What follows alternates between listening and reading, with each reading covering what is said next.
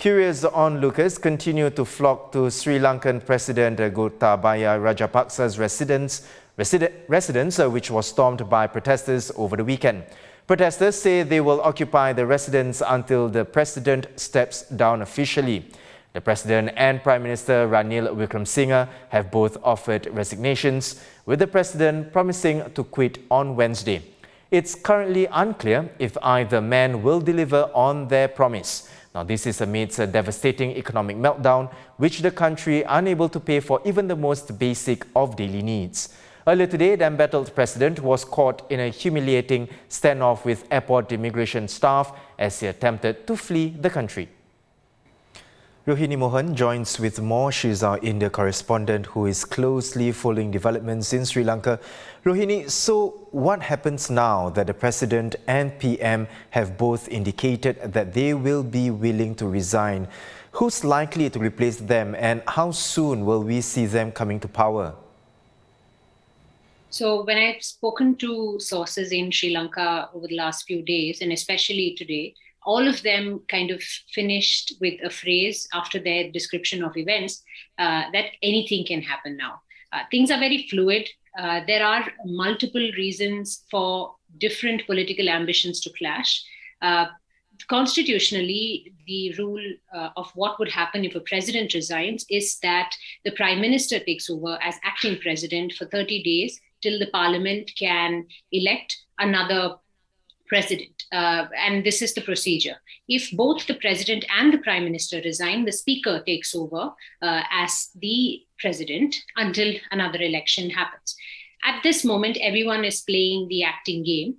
President Gotabaya Rajapaksa has said that he will resign, and some news reports in Sri Lanka say that he has actually signed a resignation letter and given it to the Speaker of the Parliament, who said he will announce it on Wednesday, July 13th. And at that point, the beginning of the new candidates vying for the post will begin. However, this is not something that a lot of people in Sri Lanka are very certain about because of the history of Mr. Rajapaksa holding on and clinging to his seat.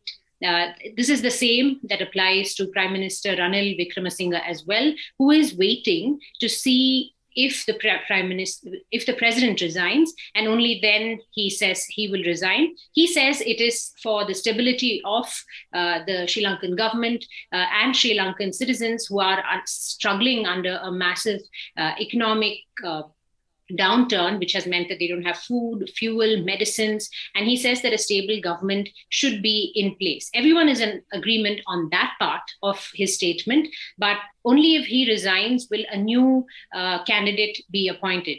There are many names that are in the fray. Different political parties have suggested different names. However, it's actually a really telling moment that none of these candidates really have a popular mandate. None of them are preferred by the larger public, which is extremely enraged since January, and especially since March, when protests have been widespread across the country. And they are tired of the same old political class, and they want another neutral figure to be in power. But who this will be, no one knows. So I can understand why so many of my sources said anything can happen. Sri Lanka is facing an unprecedented economic crisis and people are demanding change. How will the new leaders pull the country out of this mess, Rohini? So if there is a consensus candidate and there is a new president and a new prime minister, they will serve out their terms until the end of the current president's term, which is 2024. So during this time, any new government's first and urgent mandate, agenda should be economic reform, immediate relief first to citizens who don't have fuel. Petrol and diesel have just run out in Sri Lanka. And India gave a few credit lines for fuel, but those have also run out. And now, before all of these resignations and the kind of refreshed protests happened, the government was trying to get subsidized petrol and diesel and oil from the Middle East, from especially UAE and Qatar, but that has also been stalled. So the new government will have to put in place structures that first replenish the fuel supply, which is affecting everyday life, and public transport is also going to come to a standstill soon. It has also caused huge power cuts across the country, except in Colombo. Everywhere else, there are long power cuts.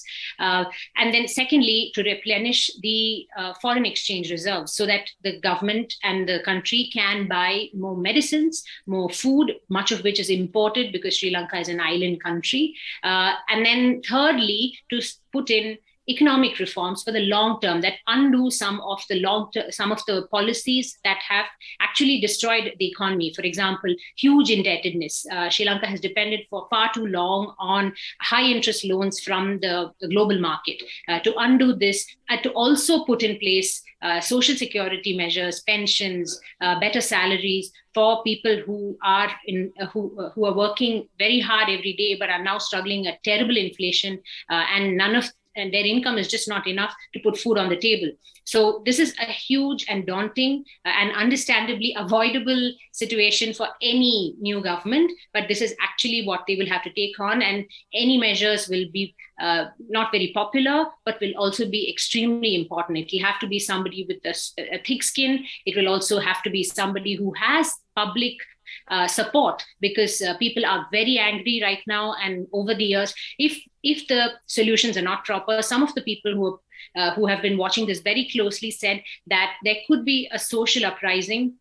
Things could get more violent, and people who are already angry and suffering could just reach to a point of anarchy. Right now, they're still talking democratic solutions, and if the new government doesn't do it, it could become an extremely difficult situation to handle. Thanks for watching. Be sure to subscribe to the channel and hit the bell icon to be notified of new videos.